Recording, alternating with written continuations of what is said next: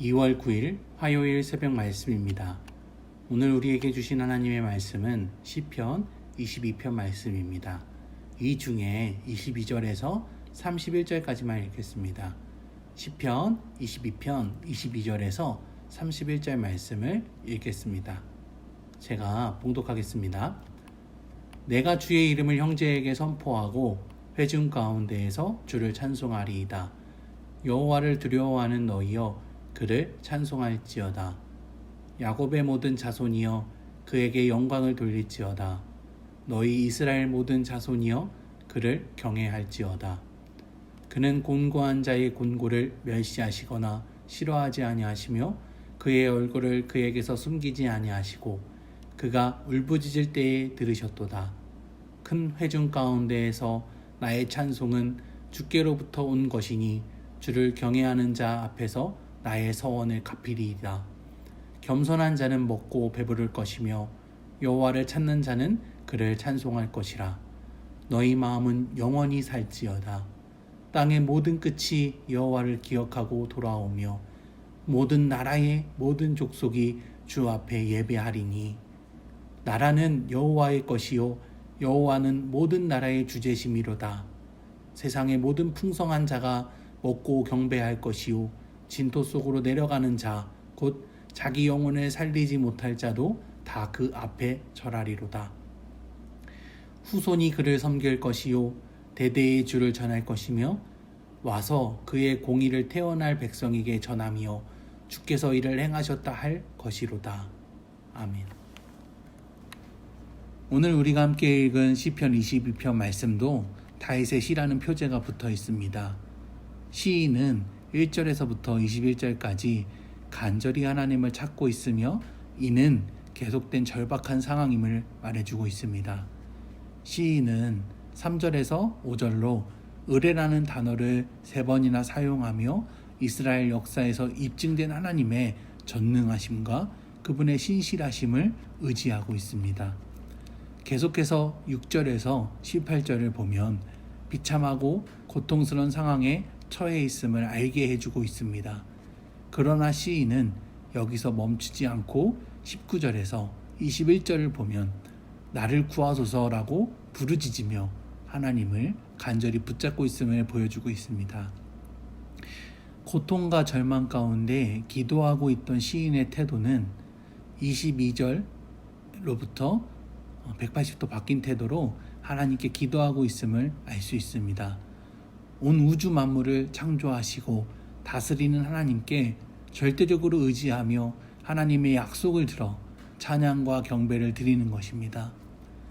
우리의 신앙은 오늘 시인이 기도하는 것처럼 고난 가운데 절망과 두려움이 찾아올 수 있지만 그것에 계속 얽매여 살지 않고 감사와 찬양을 올려드릴 수 있는 은혜 가득한 삶입니다. 오늘 말씀을 통해 하나님이 허락하신 이 삶의 진정한 위로를 알아가고 또한 하나님으로부터 오는 은혜와 평강이 가득한 시간 되시길 바랍니다. 시인은 22절부터 26절까지 고난받는 자의 찬양과 감사의 기도를 올려드리고 있습니다. 21절에서 주께서 내게 응답하시고 구원하셨다라고 말하며 22절에서 이를 선포하며 찬양하는 장면이 나옵니다. 비록 서두에서는 자신이 버림을 받았다고 탄원으로 시작하였으나 이제는 하나님께서 그를 절대로 버리지 않으시고 구원하신다는 사실을 믿음으로 선포하고 있는 것입니다. 시인이 선포하는 장면에서 표현되는 단어는 주의 이름입니다. 주의 이름이라고 표현하는 것은 하나님의 임재와 그로 인한 구원의 역사를 강조하는 말입니다. 또한 시인은 누구에게 선포하고 있습니까? 바로 형제에게 선포하고 있습니다. 형제란 그리스도와 연합된 자, 즉 여호와를 경배하는 공동체를 의미하고 있습니다. 22절을 종합해 보면 구원받은 자들의 특성은 함께 모여 여호와의 영광을 선포하며 하나님께 찬양과 경배를 올려드린다는 것입니다. 우리는 어떠한 고난과 역경에도 내게 응답하시는 하나님, 언약을 성취하시는 하나님의 은혜로 인해 함께 하나님의 은혜를 선포하며 그의 영광을 높이고 찬양하는 자들입니다. 이러한 시인의 고백은 23절에도 계속 구원받은 자의 마땅한 찬양과 경배를 말하고 있습니다.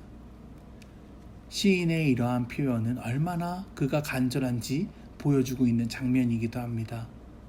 24절에서 표현되는 공고한 자의 공고는 극악의 고통에 있다는 것을 알려주는 말이며 그런 자신을 외면하지 않으시고 응답하심을 확신하며 찬양하고 있고 25절에 이러한 기쁨은 큰 회중, 즉 온 백성 앞에도 계속된다는 말입니다.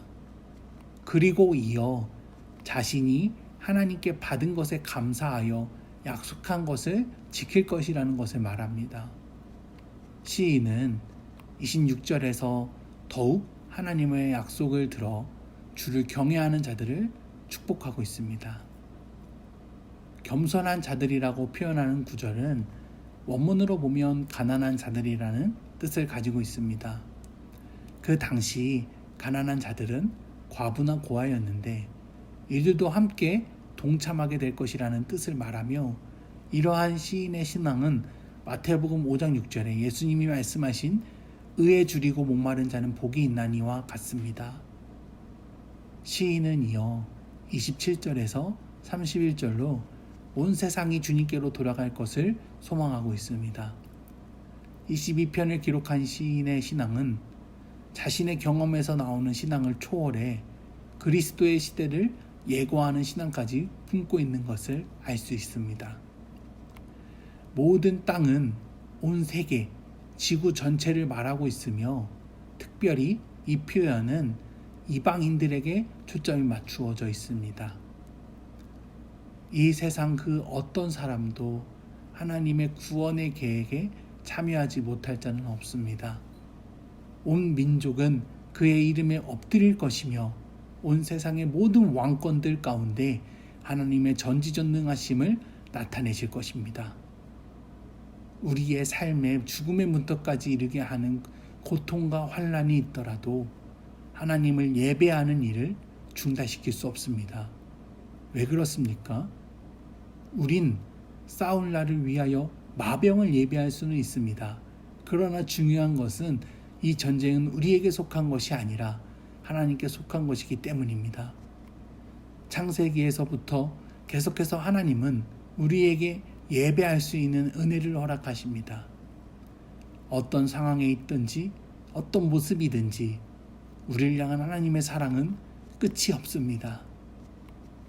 아담이 죄로 온 땅이 저주를 받았지만 하나님은 그를 사랑하셔서 일하여 땅에 소출을 내게 하십니다. 또한 가죽옷을 지어 입히시며 그를 보호하십니다. 그러나 인간은 더 큰 죄악으로 하나님을 대면합니다. 그때마다 하나님은 인간을 구원하시기 위한 계획을 세우셨고 행하셨으며 결국 하나님은 인간을 포기하지 않으시고 끝까지 사랑하심을 알게 하십니다. 그러나 인간은 다시 죄악을 행합니다. 이렇게도 저렇게도 하나님께서 계획을 세우시며 인간이 하나님께 돌아오길 바라며 기다리신다는 것을 말씀을 통해 우린 알 수 있습니다. 그러나 인간의 죄악은 점점 더 깊어져만 갑니다.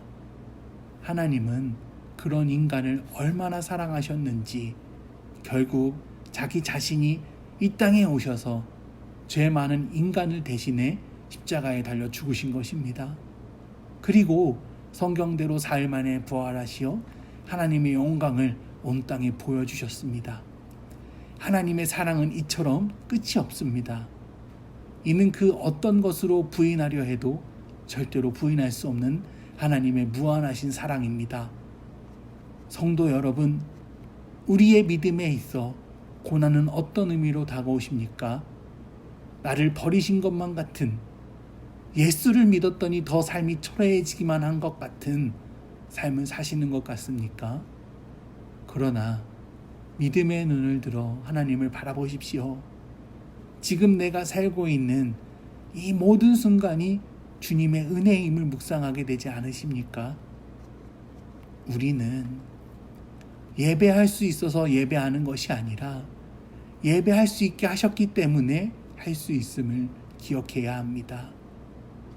이 은혜가 우리에게 차고 넘치고 있음을 기억하시며 오늘 하루도 감사의 찬양을 그리고 사랑의 위로를 누리시길 주님의 이름으로 축복합니다. 기도하시겠습니다. 이 백성은 내가 나를 위하여 지었나니 나를 찬송하게 하려 함이니라. 하나님, 나의 이름을 지명하여 부르시고 하나님을 예배하는 자로 부족함 없이 지으셨다고 말씀하여 주시니 감사합니다. 우리의 삶의 고난과 환난이 가득하여도 결코 쓰러지지 않고 포기하지 않을 수 있는 이유는 하나님이 나의 하나님이 되어주시어 그 큰 사랑으로 날마다 보호하여 주시기 때문입니다.